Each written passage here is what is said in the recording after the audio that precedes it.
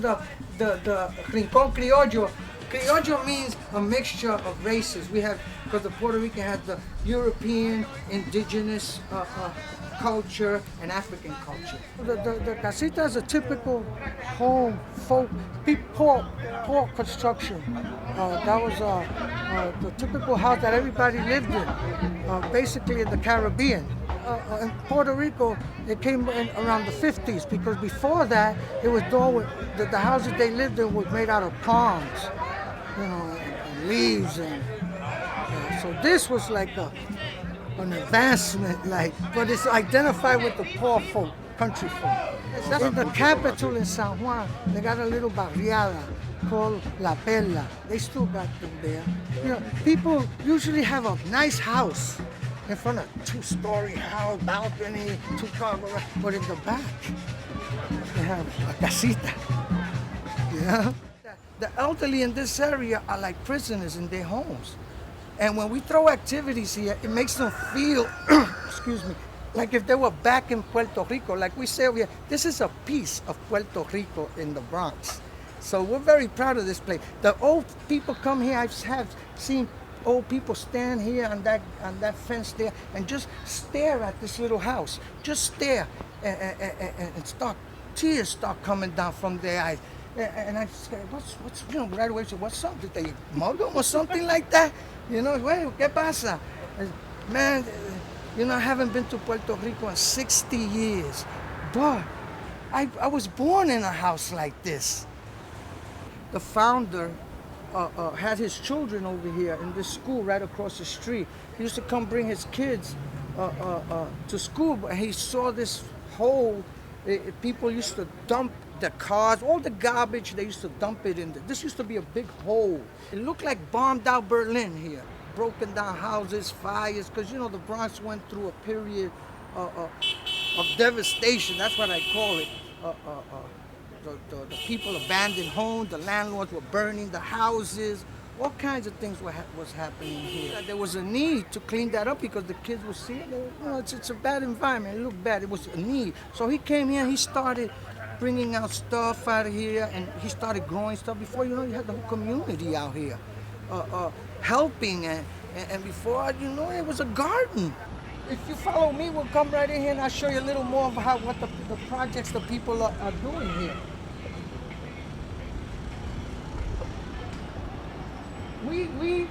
We give the people here by merit. They get their little plot. We see how determined they are and how much they want to grow. So we have like the best planters up front. And then some of them have their names from their hometowns in Puerto Rico. Some of them are from Ponce, some from Bayamón, from different parts of Puerto Rico. So it gives them a sense of like if they were growing back in Puerto Rico. We have a lot of plants here that have medicinal properties. They use them to make remedies, hometown remedies. They come here. For example, we have, in a little while I'll show you we have the fig tree back there. The leaves from that particular fig tree is used to lower blood pressure and to lower your sugar for people who have diabetic. As we all know, we have a lot of people suffer from diabetic in this area. Besides the fig plant, we have this plant here. Okay. If you take a little piece of the plant here and rub it and... Exactly.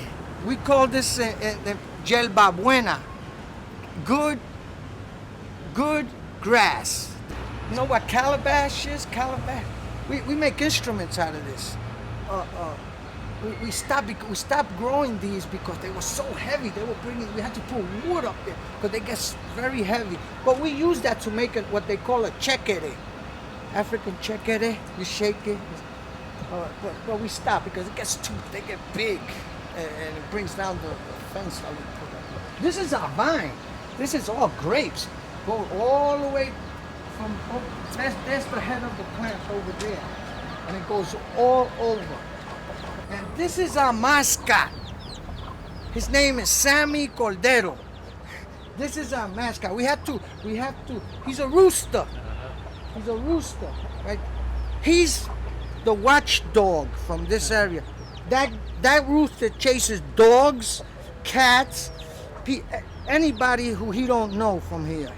We got to keep him locked up because he just had. We gave him a mate, you know, so he was a little bit without a mate for a while. So one of the guys brought a hen, and Lord, I couldn't believe that they would have. You know, he had when we brought the chicken. The first one they brought, he killed her. Then we brought another one, and this one had little eggs, had 12 eggs. But I was like, I said, not here, not in this cold weather. But look at that, 4 of them out of the 12 eggs, we have 4 little chicks there. Unbelievable. Yeah, like I said before, this is our pride and joy, the grapes. Grapes, they grow all over the place. And then that brings a lot of bees. Ooh, boy. But we need bees. You know, they're here for some reason. This is where we do most of over here we prepare the foods and things like the pigs when we roast the pig. We do a barbecue over there. As I was saying before, we had kids bring tops, people bring instruments. We're reorganizing. Now we call this the beam of instruments here. Then we have the beam of the toys. We have the beam of the art stuff. This is like this called from the flamboyant tree. This has a seed inside. You hear it shakes. It's going to be used as a maraca. They make instruments out of everything.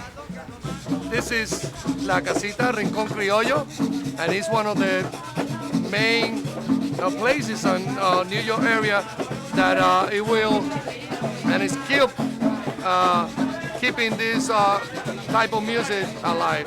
Bomba, plena, and all kind of culture dance, and we also make our own instruments. So, you know, this is typical. It is our culture. This is what we want to give the people, and they can come anytime to enjoy, and it's open to the public. This is very unique to get so many people that sing folklore in this one day. We usually do it every year, and it's a treat for everybody because we get to find out what we've been doing for the past year.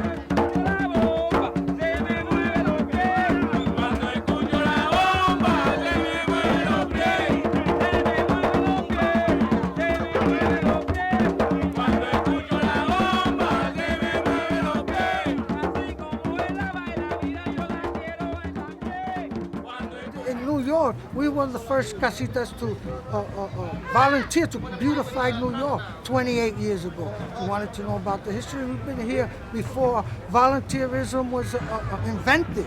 I think we invented it because we've been serving this community for over 28 years. And now with the urban development, the people that stood during the bad times, they want to get rid of them for housing. Okay, we're not against housing. We want housing also. But we also need to change our way of recreation as far as community gardens are concerned. We have to bring back that to nature. You know, that it has different uses here. Or you just grow, or you just do this. So we do whatever it needs in the community. Somebody needs a letter. Somebody want to know an institution that they might have problem with alcoholism or drug addiction or whatever. The idea is that people could come here and not feel discriminate. Just teach them how to do things easier to deal with the bureaucracy, like dealing with their welfare, like dealing with their social security, all types of, because of the language barrier. So this place is like an open, it also does that.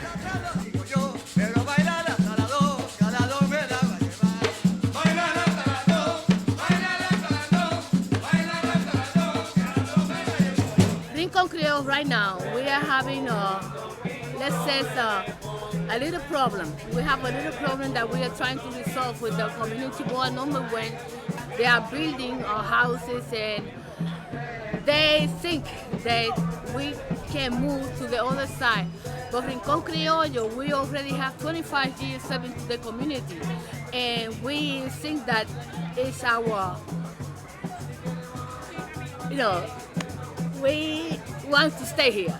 Right now, I don't know what to say because when I talk about this, I feel so mad. I feel angry. I feel depressed. I feel that I can do nothing about it, but I'm doing it. As a matter of fact, we are working on that. We are working to stay here, and we are working with the community board number one and the Nos Quedamos, is that the common work that they want to build here.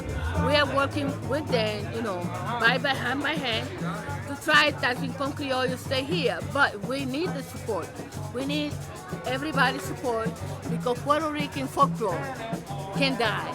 And we are here in New York, to move, to let our folklore to grow, to teach our folklore, to let everybody know around the world that Puerto Rican folklore never gonna die. And the pleneros and bomberos from New York, they continue to Rincon Criollo to help us to see and let them grow that groove that we have right here in New York.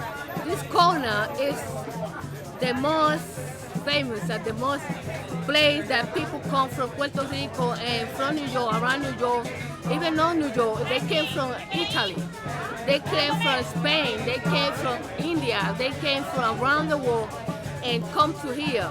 We are proud to be Puerto Rican. We are proud to be here in New York and be working with our community.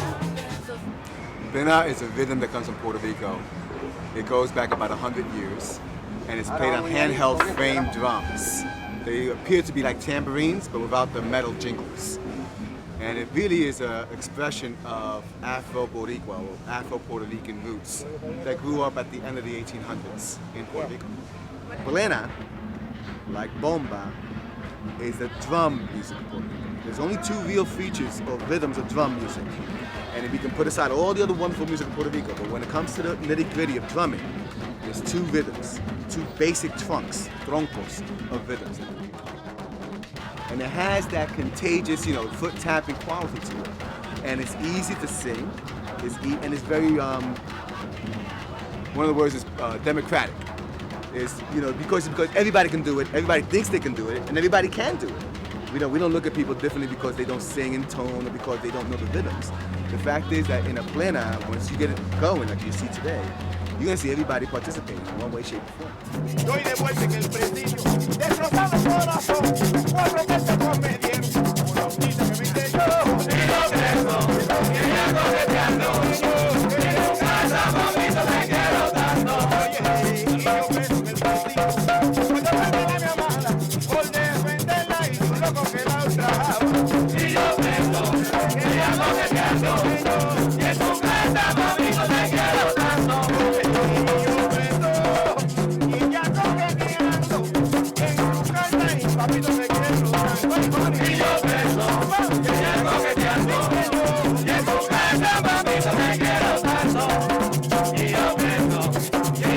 coqueteando, que tu casa contigo me quiero. Para mi gente traigo una plena, baila la nena, que está bien buena. There is a Spanish word that is correcostas, and correcostas were the people who used to work in the sugar mill plantation. And of course, in the surrounding of the sugar mill plantation where the poor people, the working people, were living, you know, at that time. And that's where they developed the music, also with the input of other people from the other smaller, lesser Antilles Islands, you know, they were coming from there. So that's how plena was born and developed. And still it is, you know, you find plena basically in the coastal areas of Puerto Rico. Like any form of music that was born, you know, that has African roots, it's impossible to mention now any type of music that doesn't have that influence. And in this case, it's the same. Plena and bomba and the music that we perform is in the same beat, and you can apply it easily to any other form of music. Plena at the beginning was just guitar, maybe an accordion, and one pandereta, one handheld drum. Now, because the dynamic of the music, you know, now we have three. We use three handheld drums, and like in any other polyrhythmic form of music that comes from Africa, each drum has its voice. It's like a family, and they are working together in different tunes. The big one is like the house. Everybody lives on top of that, and it's a basic rhythm. That's the seguidor. That's the seguidor. Then we add the middle one. It's also a little bit higher in terms of tuning. It's called the punteador or segundo, and that one's go tum tum ta tum tum ta. So when you put it together, tum baka tum tum tum baka tum tum tum baka, and on top of that it goes my drum, the requinto, which is always improvising over that, trying not to compete with the voice. You know, when the singer is improvising, you quiet down. When the chorus comes, you go ahead. And that also with the guiro, the instrument that we inherited from the Taino Indians. That's a gourd. Those are the main instruments of plena. That's it. La plena is el periódico cantado. It's what they say, the city newspaper. In those times, not too many people knew how to read and write. So when there was a news, a tragedy, or a hurricane, or something like that, or happiness in town, you know, it was communicated through La Plena. That's why they call it the city newspaper.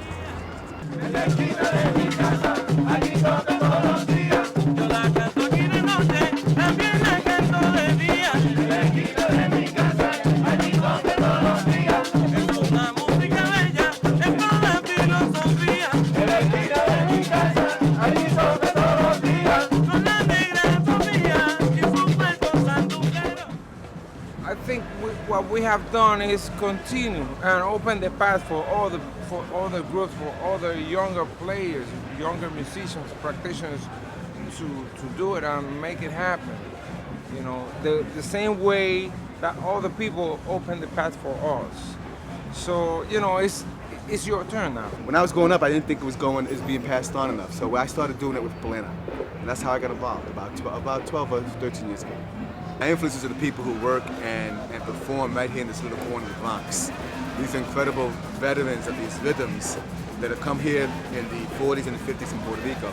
And what the beautiful thing about these people is because I grew up in this country. And learning these rhythms, I learned them here. And I learned them from veterans who are more than willing to share with me, people like myself, who want to learn about these rhythms and pass them on to other generations. And I learned from them amazing. So all these veterans, everybody that you're going to see today, are really my inspiration. This is why I want to do this.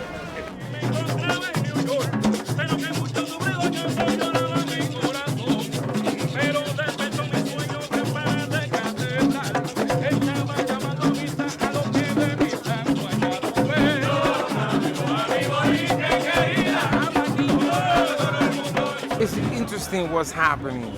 You know, we all were very concerned about how La Plena will, you know, and Bomba will stay there and will develop, because just a very small group of people are doing it or were doing it. But then you look 10 years back and then you see all these younger people embracing and taking over. They're retaking the traditions. And that's great. That's how it's supposed to be, you know. I mean, we understand that this is popular music. The other thing is commercial music, because it's being pushed by corporations, you know. In order to make money, they put the records and they sell the product, right? This will never die. This is part of an expression of the people. As well as any other expressions, they will never die. Unless everybody, you know, fades away, then but that won't happen.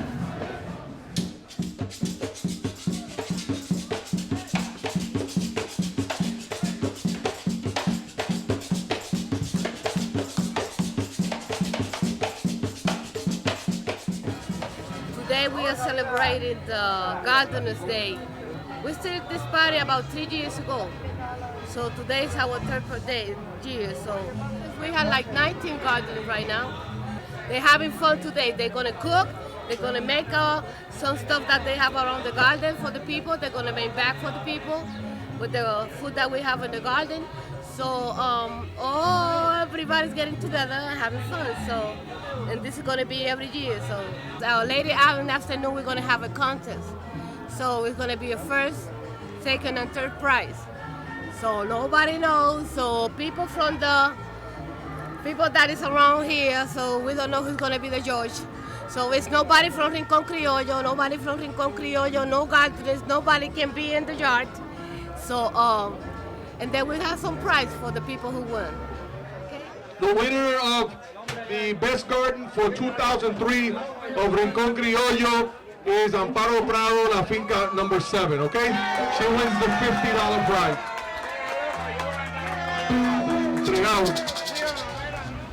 Yeah. The last time you was here, they were only planting at that time. Now you come at a time where we have a little bit of fruit here. Over here we have the cabbage here. We have cabbage. We have here broccoli also. We have sweet peppers somewhere around here. We got celery. And we got the Yankee beans around here. Oh, here we go. Got a few right here. They pick them as soon as they get big, you know. Then they make a nice, what they call a asopao. Nice soup, bean soup. Tastes good too. We take a little bit of everything and then we put it in a pot. And wow, great. Tastes great. This year, this person won the first prize. This guy won it last year. So I think they're gonna be moving soon. They're gonna be giving it to whoever does the best work here. Look at this beautiful pepper here. Wow, orange pepper. I never seen an orange pepper before. I always thought they were only in green. But over here I seen them even white and black. Black peppers. This is some of our gardeners here. Dedicated. Every day. Every day. But this is it. This is our Rincon Criollo. We're very proud of the Rincon Criollo. Vamos a ver cuál es tan buena, cuál es tan mala. ¿Qué tú vas a coger? ¿Te cayó aquí? Toma, come manzana.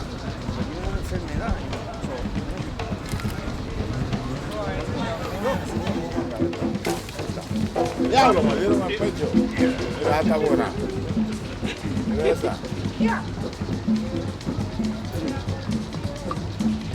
Muchas gracias. Vamos a ver cuál más está buena por ahí.